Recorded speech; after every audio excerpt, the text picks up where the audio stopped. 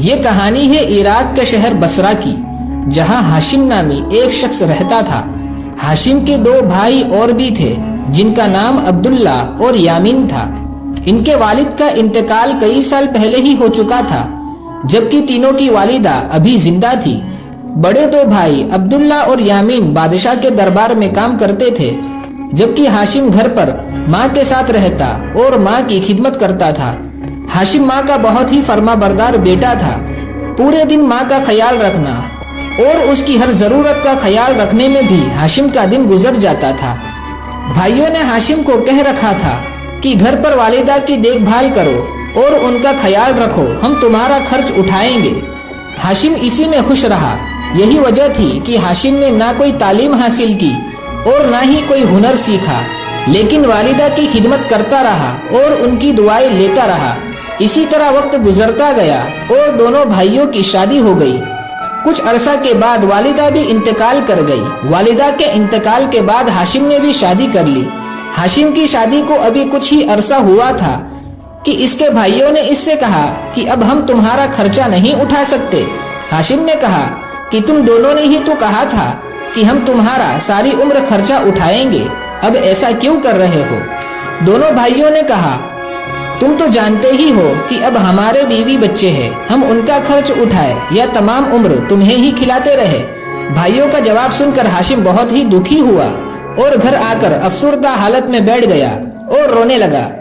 ہاشم کی بیوی نے رونے کی وجہ پوچھی تو اس نے ساری بات بتا دی۔ ہاشم کی بیوی بہت ہی سلیقہ مند اور ذہین عورت تھی۔ اس نے اپنے پاس جمع کچھ پیسے لیے اور ہاشم کو دے کر کہا کہ تم بازار جائے اور وہاں جا کر ایک سفید لباس، ایک جوتا اور ایک چھڑی لے کر آئے۔ ہاشم بیوی کی بات سن کر بازار سے ساری چیزیں لے آیا۔ اس کی بیوی نے کہا کہ اب ایسا کرے، جہاں آپ کے دونوں بھائی کام کرتے ہیں وہاں جائے اور جا کر پورے اعتماد اور پورے یقین کے ساتھ بات کرے۔ یہ ظاہر نہ کرے کہ آپ ان پڑھ ہیں اور آپ کو دنیاوی معلومات کا کوئی ہنر نہیں ہے۔ جو بھی بات کرے وہ ڈٹ کر کرے۔ جب ہاشم محل میں پہنچا تو اس نے دیکھا کہ وزیر کے پاس پہلے سے ہی دو لوگ نوکری کی تلاش میں آئے ہوئے ہیں۔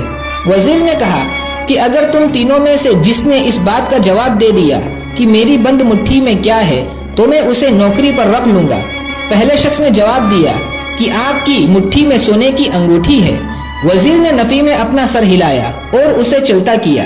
اس کے بعد وزیر نے دوسرے سے پوچھا کہ تم بتاؤ کہ میری بند مٹھی میں کیا ہے؟ اس نے جواب دیا کہ آپ کی بند مٹھی میں ہیرے کی انگوٹھی ہے۔ اس بار بھی وزیر نے نفی میں اپنا سر ہلایا اور اسے بھی چلتا کیا۔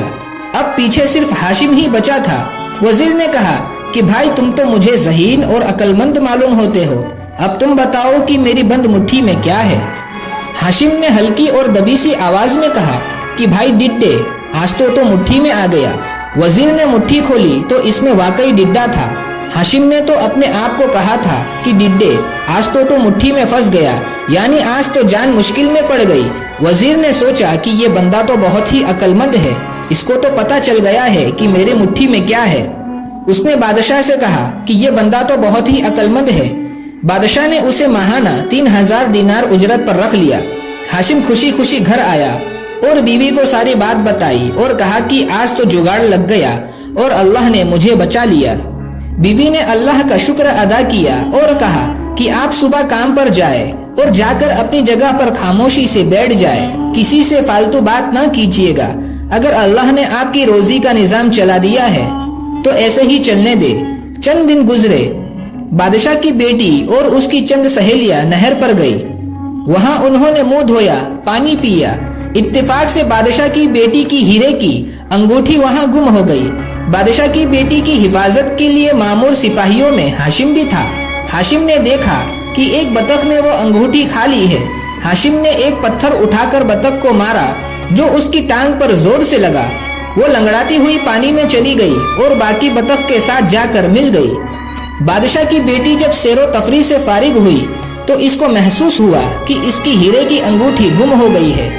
جب بادشاہ کو اس بات کا پتہ چلا تو بادشاہ نے وزیر سے کہا کہ جو نیا عقل مند آدمی رکھا ہے اسے تو ذرا بلاؤ۔ وزیر نے اسے بلایا اور بادشاہ کے دربار میں حاضر کیا۔ بادشاہ نے کہا کہ میری بیٹی کی ہیرے کی انگوٹھی گم ہو گئی ہے، کیا تمہارے پاس اس کا کوئی حل ہے؟ हाशिम ने कहा, जी हुजूर, मेरी एक गुजारिश है कि नहर से सारी बतख मंगवाई जाए। बादशाह ने कहा कि अंगूठी का बतख से क्या ताल्लुक? इसने अर्ज की कि बादशाह सलामत, आप हुक्म तो सादिर फरमाए।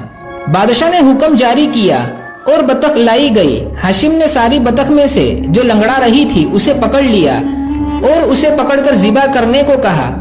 हाशिम की बात सुनकर बादशाह बड़ा हैरान हुआ कि ये क्या कर रहा है। जब उसे ज़िबा किया गया और उसका पेट चाक किया गया तो उसमें से वो अंगूठी मिल गई। बादशाह ने हाशिम को अपने पास बुलाया, शाबाशी दी और उसकी तनख्वाह 3000 मजीद बढ़ा दी। हाशिम ने दिल में सोचा कि दूसरा जुगाड़ भी लग गया।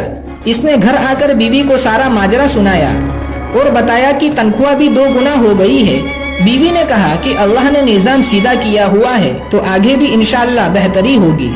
अब हाशिम का वक्त अच्छे से गुजरता रहा, लेकिन उसे दिल ही दिल में एक खौफ भी था कि कहीं ऐसा कोई माजरा न पेश आ जाए जिससे ये हकीकत खुल जाए कि वो अनपढ़ है और बकिस्मत वो महल में इस ओहदे पर कायम है। कुछ अरसा गुजरा कि बादशाह का शाही खजाना कुछ चोरों ने मिलकर चोरी कर लिया।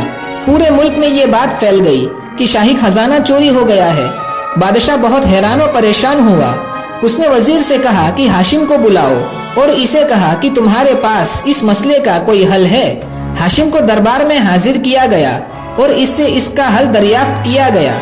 हाशिम ये बात सुनकर बड़ा परेशान हुआ कि अब वो इन चोरों को कैसे तलाश करेगा।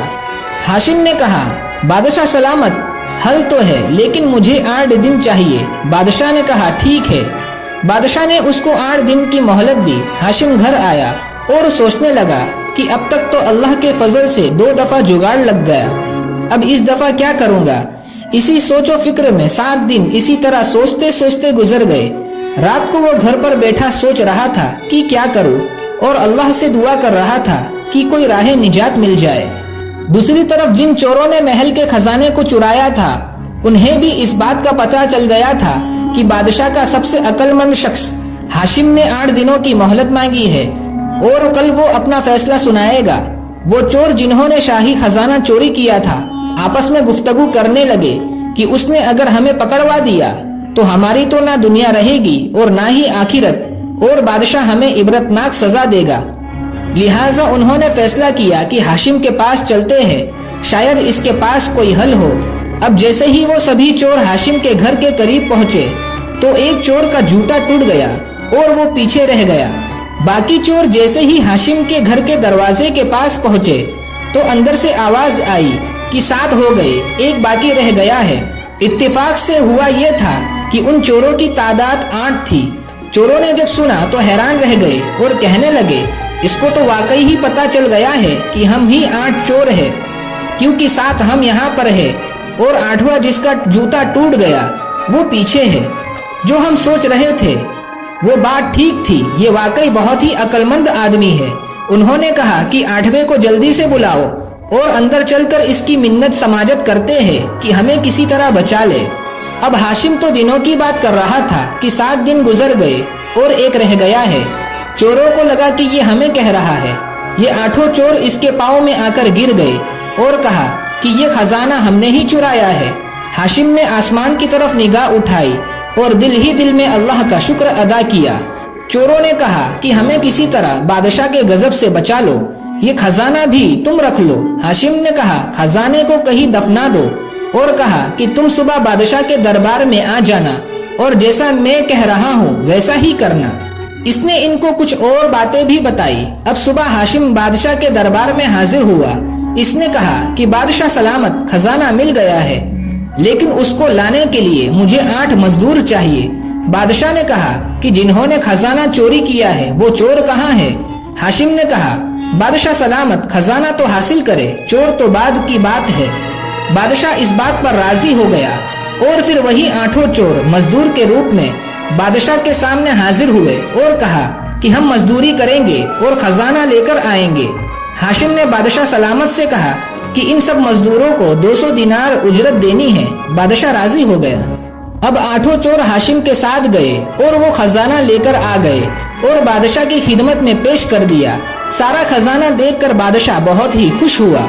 उसने मजदूरों को उजरत भी 2 गुना दी और हाशिम को पास बुलाकर शाबाशी दी اور کہا کہ جتنا خزانہ لینا چاہو لے لو۔ ہاشم نے کچھ سونے کی اشرفیاں لی اور گھر چلا آیا۔ گھر آ کر ہاشم نے بیوی سے کہا کہ خاموشی کے ساتھ اب یہاں سے نکلنا چاہیے، کہیں ایسا نہ ہو کہ بادشاہ کو پتا چل جائے کہ میں پڑھا لکھا نہیں ہوں اور آج تک جو بھی ہوا وہ قسمت سے ہوا اور الٹا سزا مل جائے۔ وہ راتوں رات وہاں سے نکلے۔ راستے میں ایک آدمی مل گیا۔ اس نے پوچھا کہ کہاں جا رہے ہو؟ ہاشم کے منہ سے نکل گیا کہ میں شہر چھوڑ کر جا رہا ہوں۔ اس شخص نے یہ بات فوراً بادشاہ تک پہنچا دی۔ بادشاہ نے اس کے پیچھے فوج بھیجی جو ہاشم کو پکڑ کر محل لے آئے۔ بادشاہ نے کہا کہ تم کہاں جا رہے ہو؟ تم تو میرے خاص آدمی ہو۔ اب ہاشم نے کہا بادشاہ سلامت، سچ بات یہ ہے کہ میں پڑھا لکھا نہیں ہوں۔ جتنی بار بھی آپ نے مجھے حکم دیا اللہ نے مجھے بچا لیا اور کوئی جگاڑ لگا کر کام چلتا رہا۔ اور پھر اس نے اپنی ساری بات بادشاہ کو بتا دی کہ کیسے ماں کی خدمت کے لیے اس نے دنیاوی کوئی ہنر حاصل نہیں کیا۔ بادشاہ نے ہاشم کی بات سن کر کہا کہ کوئی بات نہیں، تم نے سچ بتایا، جیسے بھی ہو تم نے مجھے شاہی خزانہ واپس کروا دیا، میرے لیے یہی بہت ہے۔ تم اب کام کرو یا نہ کرو یہ میرا فیصلہ ہے کہ تمام عمر تمہیں تنخواہ ملے گی اور تم تا عمر میرے دربار میں اسی عہدے پر قائم رہو گے۔ اس طرح ہاشم اور اس کی بیوی اسی شہر میں رہنے لگے۔ یہ کہانی سبق دیتی ہے کہ روزی روٹی کا مالک صرف ایک اللہ ہے۔ روزی ہر حال میں اس شخص تک پہنچ کر ہی رہتی ہے۔ ماں کی خدمت کرنے پر ہاشم کی ہر مشکل حل ہوتی چلی گئی۔ جہاں وہ اپنے بھائیوں کی مہربانی پر جیتا تھا، ماں کی خدمت نے اسے اسی محل میں ایک بڑے عہدے پر فائز کر دیا۔ امید ہے کہ یہ کہانی آپ کو پسند آئی ہوگی۔ کمنٹس میں ہمیں بتائیں آپ کو یہ کہانی کیسی لگی، اور ایسی ہی اور بھی سبق آموز کہانیوں کے لیے ہمارے چینل کو سبسکرائب ضرور کیجیے۔